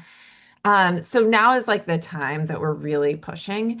And I will tell you, the legislators that represent CB5 do. That was my other question. Okay, so Senator Hoylman Siegel, who just left, who's now he was replaced by Senator Eric Botcher, who used to be the council member for the district. Okay, Yep. He hasn't yet signed on, but I think that's just because we haven't he's been on the job for a week. Yeah. He was, as a council member, supportive, and then his predecessor was also a co-sponsor. Tony Simone is the assembly member. He is also very supportive and has gone to like the Midtown Community Court and really has been very involved. And then Senator Krueger also was an early co-sponsor. And we've been trying to go back and meet with her office now because she's the chair of Senate Finance, who really is she's the woman in charge of the budget, not one of the most important people involved in the budget process. But yeah, I mean, outside of the budget, we have a lot of support within the Senate and the Assembly. Almost a majority in both houses. And so there's sort of a critical mass in the legislature. And now it's really just like making sure that it gets across the finish line, like making sure this is a top priority for them in a year when we have so many competing priorities. There's a lot to deal with in our budget this year. Absolutely. Is there anything like public community wise that's scheduled before that April deadline that? No, actually, we just had I think we're wrapping tomorrow all of the public hearings in the state legislature. We did testify in them. At this point now, I think it's going to be kind of like heads down for the legislators and the leadership in both houses to really figure out what's important. But I will say that any support that you can indicate to the legislators that represent CB5 would be really helpful, especially Senator Krueger, since she really has so much gravitas in the Senate. And just again, we know that she's supportive, and we know that she really loves Midtown Community Court. It's more about like, your community really wants this year. This is a top priority for us. Yeah. Great. Thank you for that. Mike and David, I don't know who had their hand up first. Sorry. One of you go ahead. I'll just ask, do we know about Assemblymember Borres or State Senator Gonzalez? Okay. Yes. So Assemblymember Borres also very supportive. I love his office. He's really just been a pleasure to work with.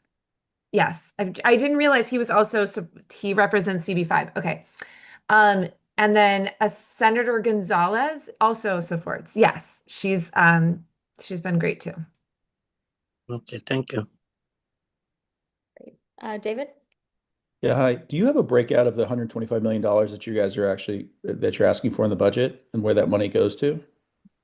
So for 51.4 million of it would go to the unified court system to implement, and they have a more detailed analysis that I don't have on hand. And then the 75 million, no, it probably would just be like an RFP. I mean, we don't have much more detail than that at this point. Yeah, I mean, I think it'd be helpful to have detail regarding such a substantial amount of money. And I think that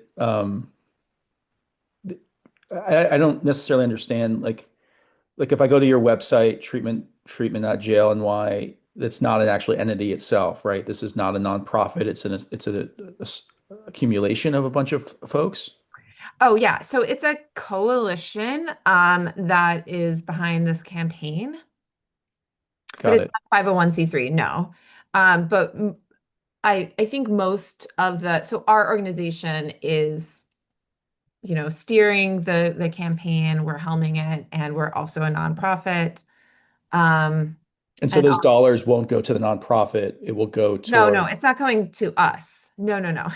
It would go, sorry, yeah. So the way that it would work is it would go to the Office of Mental Health, probably, in the New York State Got it. agency level, and then they would issue RFPs to. I think it'd be very helpful to understand how the flow of money works and what the money's actually used for. I agree. I mean, not just in this legislation, but even in general, like the governor says, I'm appropriating $1 billion, and we're all like, where exactly is that going? Yeah. But that's kind of how it works in the state. Got it. And then the other thing, I think that the presentation would be a little bit more helpful if some of the data points that you guys have referenced in this and then on your website have some sourced data behind it. There was a question earlier about the kind of the cost of incarceration, and to be able to refer back to where that study is would be very helpful and I think provide a much more impactful presentation. So oh, sure. We do have, I mean, I have like so many materials that I could send you. If you want to put your link in the chat, I have literally like a 50-page document with all the footnotes and the citation. Yeah. Probably too much information for this forum, but I can definitely provide that. And just, you know, the $500,000, like I said, that's the New York City Comptroller does an audit every couple of years. The last time they did it was, I believe, last year. And then the 115,000 comes from the Vera Institute, who did. I mean, you guys should put that on your fact sheet online and just make sure that that's referenced there. And then the other thing is, I guess, Tiffany, is there an actionable thing? Because like this doesn't hit the city council at all, right? So we don't have a resolution. Yeah, that's why I was that's why I wanted to ask the question too about. I'm confused as to why we're doing this right now. They reached out and they reached out. A resolution. CB3 and CB6 also did resolutions already, and like I said, it would be really helpful with you know, the legislators that you are that represent your district already are co-sponsors, but it would be really helpful if they saw that their constituents really cared about this and this was a priority to them. Yeah, and David, sorry, I actually didn't know where we were at with what's being asked and when that was going to be submitted for the year and where we would be able to come tonight with this information. So I didn't set it up to necessarily create an action from it, but we do have quorum if we wanted to discuss in our business section, if we wanted to discuss writing some type of letter of support of some sense. If we need more information or would like more information with specific details, like you were just asking Casey, we have one more meeting before that April deadline, but full board would meet the second week of April. And I don't know if that would be too late to then table this and to further discussion for our next meeting or not. When would that be, Casey? Do you think that you would be fully submitting your ask for us to provide any level of support? So I mean, just anytime between now and I would say like April 1st, but more realistically, like mid-April, is like the critical juncture. But you know, we'll take whatever support you can offer, and yeah, we're available to come back if you want to ask, like think about ask some Me- questions later. 2, 3, 4. I'm kind of counting to see if we still have quorum to do. David, would that be something that you would like for us to see as I a? think, I just think that I would like to have more information about Okay. how the money's spent.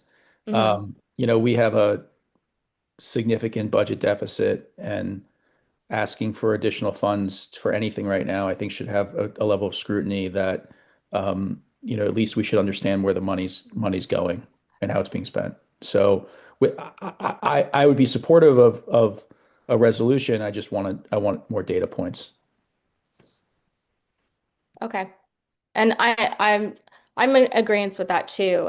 If anybody else from the committee wants to chime in, I think that we definitely have space to talk about this a little bit more at our next meeting, and could put something together at that time. Casey, if you want to send some of that more detailed information just to the office, and then they'll distribute it over to me, and I can get it to the rest of the committee too. So we can kind of process it a little bit before we talk about it again. You don't necessarily have to, we don't need to take all your time in the world, so you wouldn't necessarily have to come back, but this is something that we could speak on as a agenda item at our next month as well, with the material distributed prior to the meeting. Yeah, sure. Okay. And if that sounds okay with everybody else, we literally would make quorum just barely right now. And I think there's, like David said, there's still some questions. And we can be in communication to kind of get some of the specifics that might be warranted and wanted before we talk about that. But we're happy to support. That's why I was asking, you know, who in our district. Sorry, one sec. Before Will, sorry, Yudin was trying to raise her hand, but it wasn't working. Go ahead, Yudin, and then Will. Yeah, sorry. I hope you guys can teach me how to raise my hand. Oh no, you can't we'll seem figure to it out. figure it out. Anyway, thank you, Casey, very much. And I appreciate Will's question about, you know, whether, like, if this legislation passes, are the resources there to fulfill the needs? That's really important. But for me, something that you mentioned, Casey, in response to one of my questions about who represents those who are charged with crimes is something I'm thinking about.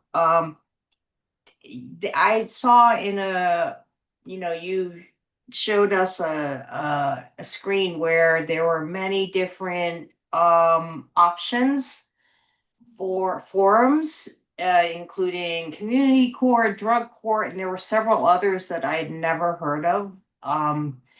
And as a public defender, I'm wondering, like, do they know about these forums that are available? And We like, try our best. I can tell you, like, our office literally just had, we have we had to create a specialized unit in our office with a team of attorneys whose job it is to, like, stay on top of all of these different programs and acquaint themselves with all, you know, the eligibility criteria of them all, the application processes of them all, the clinicians that they're partnering with, et cetera, because it is just really overwhelming, I think, for most public defenders that have so much else to do. You know, I mean, they have to know. there clearly needs to be some education for public defenders on what the different fora are that are available to them for their clients to get them the best outcome and treatment that they need.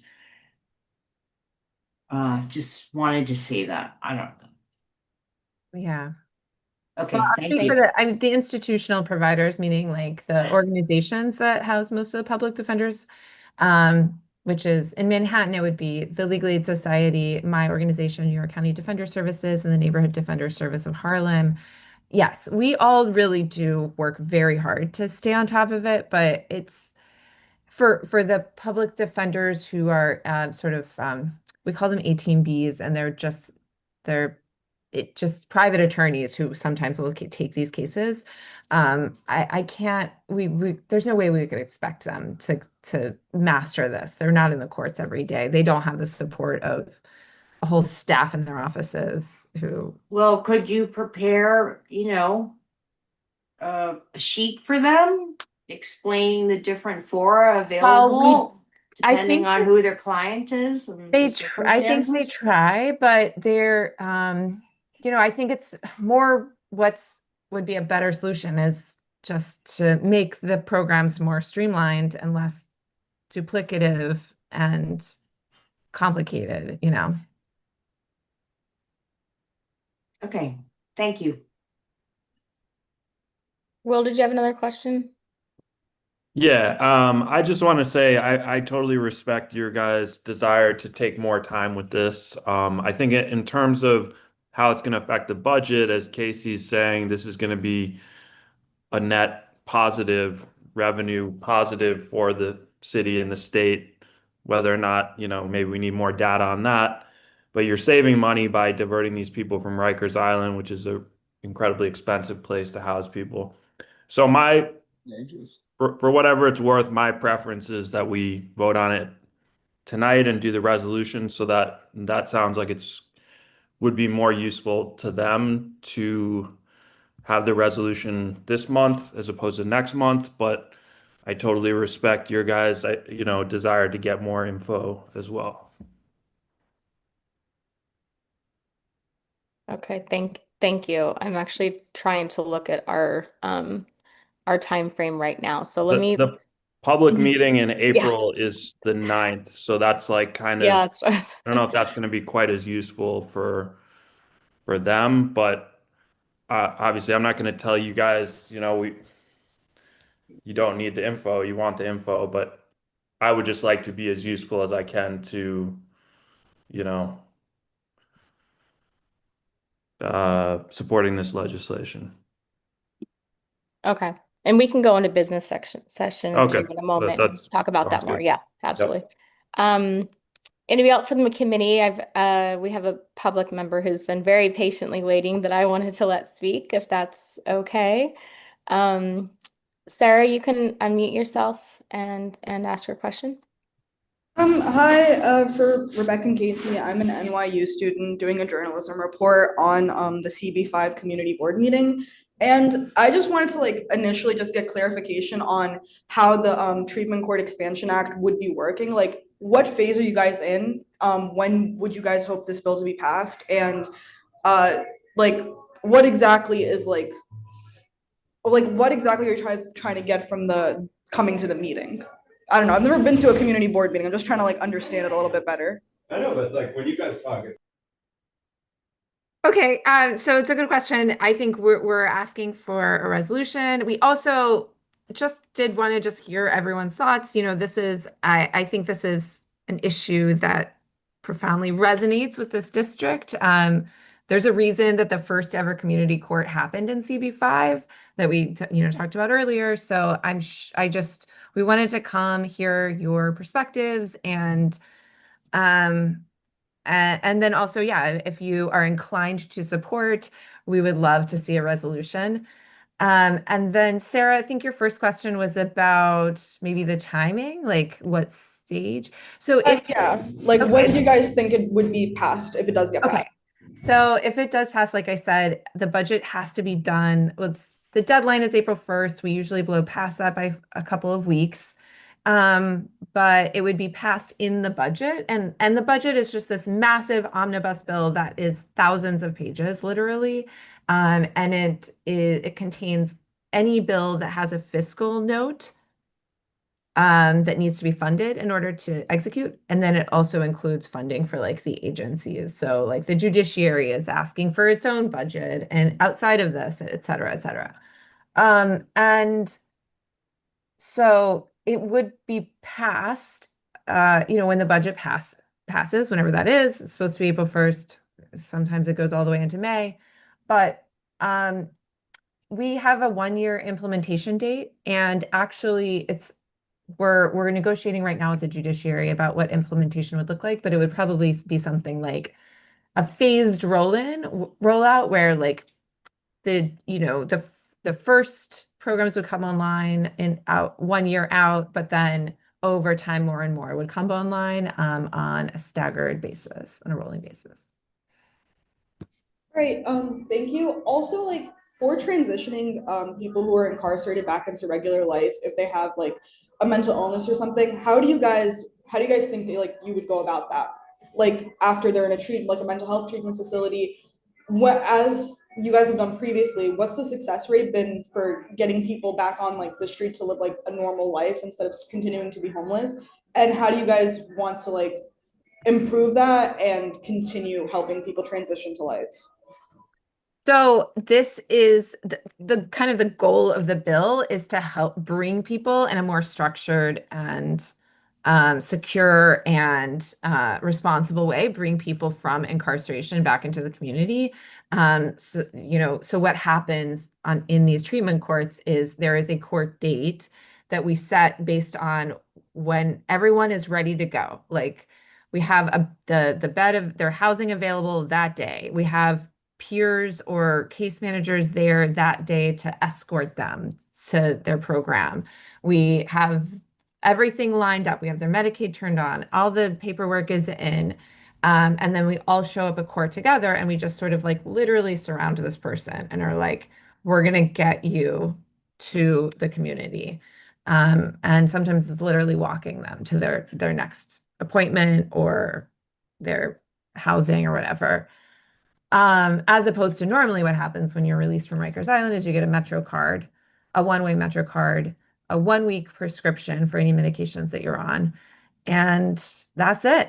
You have to figure out how to get off an island off the coast of Queens and back into wherever you're from. So, yeah, I mean, that's one of the main benefits of the program. And that is in part why it is more successful. And it does, to your point, there's a lot of studies about the success rates of these programs in New York, outside of New York, across the country. On average, it's proven to cut recidivism rates by half, which is recidivism means like their someone's rearrest rates or like return to the criminal legal system after their sentence. Okay, thank you. I also have a question about deadlocking, because that was like kind of crazy for me to hear that. I mean, I know about solitary confinement, but for like little to no reason, is there like anything that, you know, public defenders or just people in New York are doing to try to combat that? Or is it just an issue that's going unchecked? And even the stuff you're telling me right now about how inmates of Rikers are just given a Metro card and expected to like go on with their lives, is there anything like outside of the Treatment Court Expansion Act to like kind of help mitigate this? Because this kind of sounds like a little unconstitutional to me. Yeah, I mean, deadlocking definitely is. It is illegal. It is beyond solitary confinement. It is, it's cruel. It's inhuman. It is unconstitutional, absolutely. And apparently, you know, until this whistleblower spoke out a year ago, it had been going on for years, and everyone knew about it. And everyone, even the correctional health services workers. I mean, the whistleblower was a correctional health service worker, and she said all of her colleagues knew about it. And yeah, it was really in some ways shocking and horrifying, and yet in other ways, for anybody who's ever been to Rikers or who has ever had represented people in Rikers, it's not surprising at all. Yeah. Well, thank you. Can you just pose for like a little screenshot picture for my article? Yeah. Thank you. Rebecca? Oh, great. Thanks, Sarah. Appreciate it. Another public, Charles, go ahead and unmute yourself and you can speak. Can you hear me? Okay. Yes. Perfect. Hi. I am a member of the community that this community board serves, a resident of CB5, and I'm in support of the Treatment Expansion Act. And I really hope that this committee could, you know, do a resolution. I was going to say, I was just in a different committee meeting on Monday, and excuse me, they passed a resolution because it was also supported by other community boards. And since the speaker did mention that Community Board 3 and I believe Community Board 6, which is one of our neighboring community boards, also were very, behind this Expansion Act. I think it's only fitting that CB5 joins their fellow community boards in supporting. And I just wanted to say, it was mentioned about supportive housing, and I just want to say I actually do live in supportive housing here in New York City. That is run by a nonprofit that has case management from the Center of Urban Community Centers, and there's tenants in my building who were once formerly incarcerated or homeless, and I just want to say that they are living functional lives. They're getting the support they need, and this type of housing really does help people from, basically relapsing. They have a lot of different activities in my building. We even had, funny enough, the excuse me, NYU do sorry about my throat. NYU do a drama therapy session here twice now, which was very good. So so I do apologize. I'm very much in support, and if the speaker could repeat the web address and the email address, that'd be great, because I'm blind and I couldn't see the slide. That'd be really great if it could be verbalized. Thank you very much. Oh, sure. It's www.treatmentnotjail.com. Thank you so much for sharing, David. And it's so great to hear that you have a great experience in supportive housing. There's a supportive housing building actually in my neighborhood, and I also have been very inspired by it. Thank you for that, Charles. Really appreciate it. And I apologize to my team here since I did not have this information prepared to try to get everybody prepped, because I know we all do support this, and we are being very much aligned with our neighboring community boards to be on the same page and have an open dialogue as much as possible in many, many topics in our districts. So I am thankful for that. I did just, oh, you guys are helping me out here. I did just find Community Board 6's resolution, so I'm trying to put that in there so we can see that as well. I'm putting CB3s in as well. Okay, you got CB3s? Okay, I just found CB6s. Again, apologies for us not having the agenda completely ready for tonight. Oh, it's okay. Open. Let me see if it'll go. It went there. Okay, we'll go into business section here in just in just a moment. Before I do, is there any questions or comments from the committee before we do that? I want to just try to keep as many people on, so if we do decide we have quorum, we're about to lose quorum. So 2, 3, 4, 5, 6, 7, 8, 9, 10, 11. We have quorum exactly right now, so please don't leave. Okay, so no other questions or comments for the presenters from the committee or from the public? Okay. Well, and thank you. When we go into business session, then we kind of cut off any more. Okay. Dialogue, perhaps. You're welcome to stay on, because I may want to ask you something. So you're welcome to stay on, and I can also communicate with the both of you immediately after the meeting too, if you have to run. So now we'll go into business session then, where only members of the committee will speak and discuss and potentially decide to vote on a resolution tonight. So we will start that.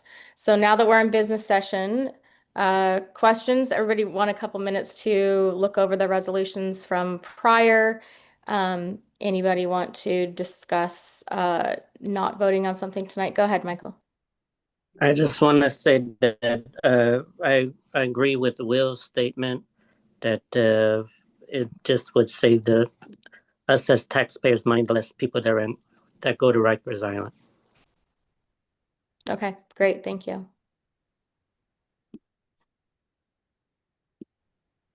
And it's a horrific place to be. That, as you can hear, that's a tiny slice. I don't know if you guys read much about Rikers, but anyone that we can not send there, I think, is a moral win as well as a financial win.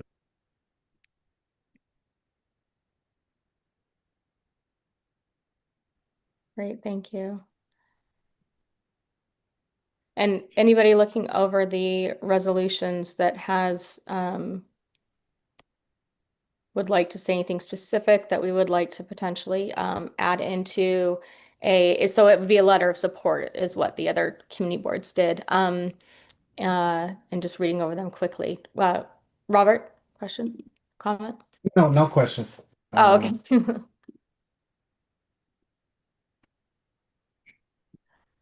Okay, so since we have quorum, is there anyone that is opposed to writing a letter of support tonight, basing off what we heard, what we discussed, and being in a line to our other neighboring community boards as much as possible, with also just the ask of the transparency as much as possible with the breakdown of the budget request to be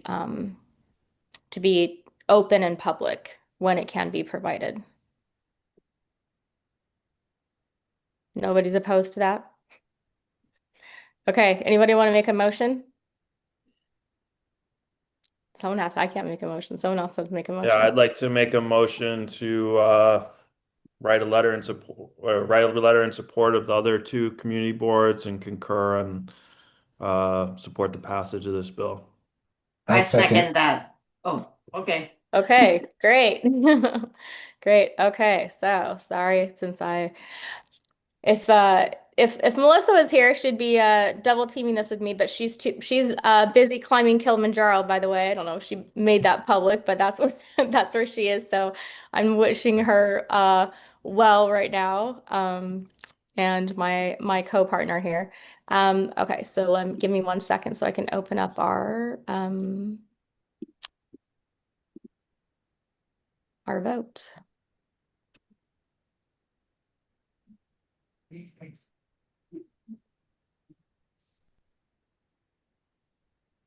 Okay, Julie? Yes. Right there. Thank you. Alice, are you still on? I think you're I still there. am. Thank you. And you are a yes? I am a no. Okay. Michael Greeley? Yes. Michael Kavak? Kavak? If you're yes? Oh, sorry. He's on. Okay, Yes, all we right. hear you. Sorry about that. You said yes? Lev? Yes. Andrew, you had to leave. Your Ron's not here. Robert? Yes. I'm a yes. Gabby? Yes. Will? Yes. Annie had to leave. David Shapiro? No. Melissa is not here. Absent. Yoden? Can I ask why Alice and David say no? Like, I feel like I'm missing something, or is that not appropriate? We usually don't do it right now, but it's okay. Okay, Because we're going to not pass if we're not on the same page. So Okay, I'll say yes. no, don't feel pressured. I'm saying you can ask if that's I feel like I need more information, so maybe I'll say no. Okay, I'm a no.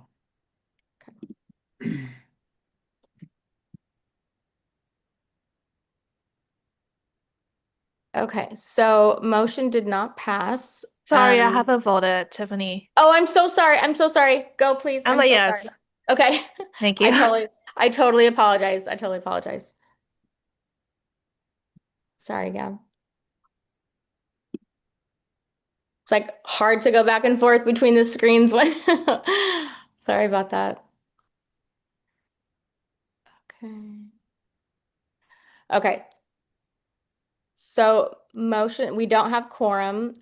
We have quorum, but the motion doesn't pass based on that. So what comes next is, it doesn't mean that we don't support it. It's just that it'll go to exec board. Julie, am I right? This usually doesn't have, right? So we'll go to exec. I'll bring it up to exec, and then we will then bring it to full board. I think that one of the components is just that there will want to be a little bit more information with this, and it's something that we can talk about more in executive board. Again, it doesn't mean that it's not that we don't support it. It just sounds like that there are some members that would like more. David, go ahead. Yeah, I don't understand. So I don't, why, if we don't support a resolution right now, why does it go to exec for them Because to I still decide? have to discuss it at exec how it didn't go through. Okay, but they're not going to make a decision for us, are No, they? no, Okay. executive does. I don't understand why it didn't pass. I thought, was that not the majority of votes, or? We have, this is so hard to do. I'm so sorry, you guys. It sounds stupid, but Will, I agree. It did sound like a majority of votes. I'm so sorry, but we don't have, do we have quorum? Sorry, 1, 2. It's because I'm trying to like do 5 screens right now. Okay, take your time. 4, 5, 6, 7, 8. 12 people? 8 now. Yeah. 1, 2, 3, 4, 5, 6, 7, 8, 9, 10, 11. We have 11, and 4 are no's and 5. Actually, sorry, Julie, that was that you that just spoke? I apologize. It's Alice, Yeah. right? So that should be Yeah. 12 people? Yeah. No, we're 11. No, we're 11. So can I ask Alice and David? Oh, What? sorry. Just a moment, Yoden. Sorry, I need to make sure the numbers are, so we're actually on the same page. Julie, what did you just say? I'm sorry. I know you're helping me out here. I'm counting the people. I think we have 12. David's on this. Yeah. Alice said no. David's a no, and Yoden's a no. And then we have 1, 2, 3, 4, 5, 6, 7, 8. Actually, we do. So, okay. We have quorum because we have 11. We have 19 people on our board, on our committee. So we have quorum, and there's 8 yeses and 3 nos. Okay, so that. I apologize. Yeah. I apologize. My math was terrible right there. I sincerely apologize. Everybody agree with what I just did? Numbers? Okay. All right. Again, I apologize for being terrible at multitasking in numbers. Did you want to ask something else, Yoden? Even though it is past now, do you want to ask a question? Yeah, I mean, I wasn't sure how I was gonna vote because I had a lot of questions, but Alice and David definitively, they seem, I would like to know why. Because Sure. my Do you mind if I?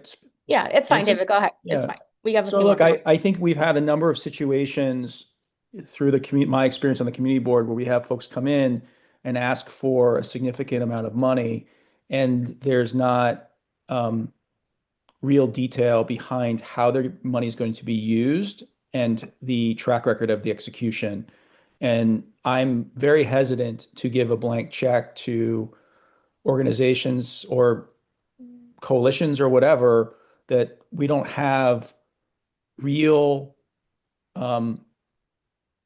detail about how this money is going to be used. Because I mean, we have a $7 billion New York City budget deficit, and I don't even know what the state deficit is or what that looks like. But for us to come here and just say, sure, look, I agree with what you folks are trying to do, and I think that it will create a lot of great things. I just want to understand how the money's being used. And I think that we get too many folks that come through and ask. I mean, we had somebody ask for $2 billion and they couldn't break down the math. And it was like representing a significant portion of the New York City budget. And so I just want to see detail. I want to see math. That's it. I'm happy to support things where there's like real data. Got it. And that's why I said we should table this until we get some more information and then have a vote. But we did the vote, and it is what it is. Okay. You good? I mean, this is Yeah, going to, people are going to ask Alice questions wanna during full say board. anything? So people are going to ask questions during full board, obviously. and people will want to know why there were no's, so that will come up. It still has to go before our full board. And so, what we do also is, invite the presenters to come, and they can also speak during the public session to potentially, discuss a few things that will be being brought up at the full board to maybe provide some clarification and, potentially have members have time to look over more information as well on their own before actually voting at full board. And one sec, Casey, I got to get out of business session before I go back. Does that help everybody else by that little bit of dialogue for us as well? Okay. All right. Go ahead, Casey. We'll leave business session No, now. I just would say that I think that's totally fair. And so at one point we did actually do a full breakdown of like we will need this team and this team and this team. And we actually got a lot of pushback because it's just so hard to know exactly what services we're going to need. And so much of this is just going to be on an ongoing rolling basis. And we'll need every county to start working, to start the operations, and then see how many participants there are and what the needs really are. And that's why like the needs assessment that I was talking about with like the annual reporting is kind of the linchpin of this. Because right now, no one really has a very clear picture of what exactly people need and what is unaddressed and where the pockets are. It's just no one really has ever in the last 20 years been able to do that kind of like very detailed analysis on that level. But I could provide some of the programs that we think should be funded in this. Also, just to be clear, our organization is not getting any of this. No one in our coalition is probably getting this. We are saying that the state should be deciding where this goes usually it's through an RFP process where they post like this region. They do it by regions usually, and like so they'll do like we're doing the North Country with like which covers like 6 counties or something, and they'll say we want to create 5 ACT teams in this region, and then the local nonprofits bid for it. They submit proposals. Yeah. No, we appreciate that and appreciate that transparency. I would say that if you or Rebecca, whomever is available when we have our full board meeting on, hang on, I gotta look. The March 12th. That, and I'll when I send my follow-up email to you too, I'll give you the date on it. So you're welcome to come to that meeting, whether in person or virtually, and give a little 2-minute spiel prior to our voting and business session. Okay. And thank you so much for joining us, both of you. Thank you for your outreach. I know there's other components you guys address within your organization that you've offered to come back and speak to us on as well. So we will definitely have you back, and really appreciate your continued support and communication with our board. So thank you so much. Yeah, it was really a pleasure to meet you all. Thank you so much for your engagement with this and your, great questions and really thinking this through with us. Great. Thank you. You guys have a good night. Thank you guys so much. It was a pleasure meeting you. Thank you. Okay, crew, just one more last thing. Thank you all. Just quickly go through a couple other like updated components. With the public safety, I just want to get a name count for potentially who can or will. We just had the February meeting, so I don't know if any of those were attended, but right before our next meeting, I want to make sure that we have the 3 precincts covered. So Midtown South is March 24th. Is anybody online that will be attending Midtown South?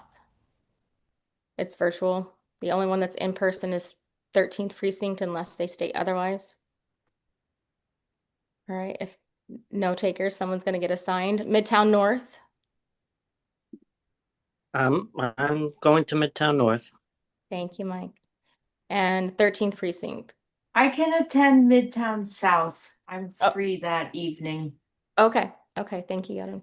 And then the 13th precinct is on March 17th, if anybody is available, and now that's still in person at 6 p.m.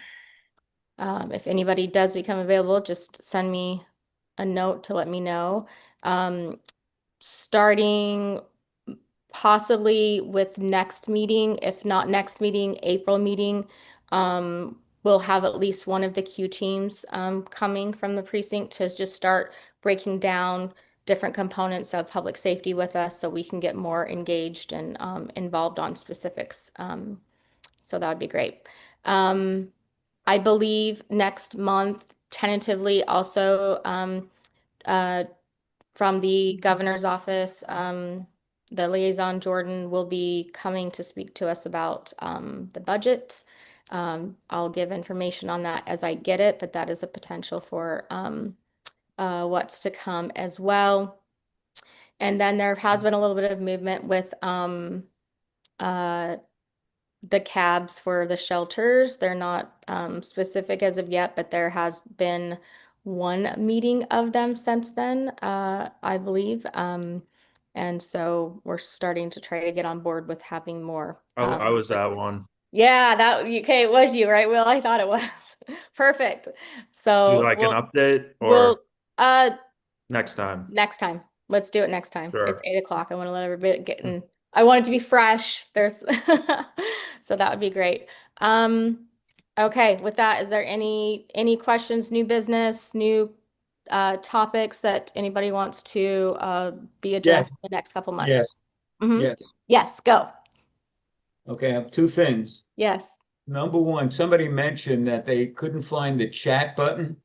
And if you go down to the bottom, to that thing that says react, a little heart on the bottom of your screen, and click on that react, you get an opportunity to raise your hand. Somebody mentioned that they didn't know how to raise their hand.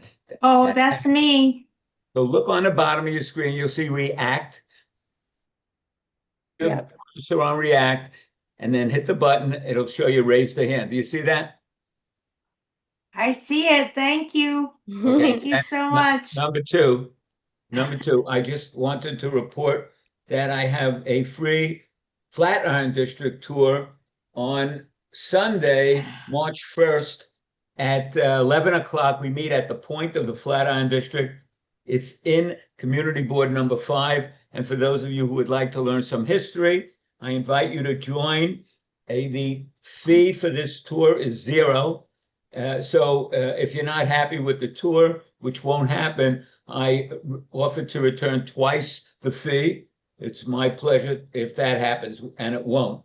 Please just show up at 5 minutes to 11 on Sunday, March 1st, and you'll be entertained and informed. All welcome. Thank you. Thank you. All right, well, everyone, thank you for staying on tonight. I'll send out as much info on what we voted on tonight too. So there's some material prior to that. And look out for anything else for full board. And we'll meet again on March and February, have the same date. So March 25th is our next meeting. Okay. All right, meeting adjourned. Thanks, everyone. Thank you. Night.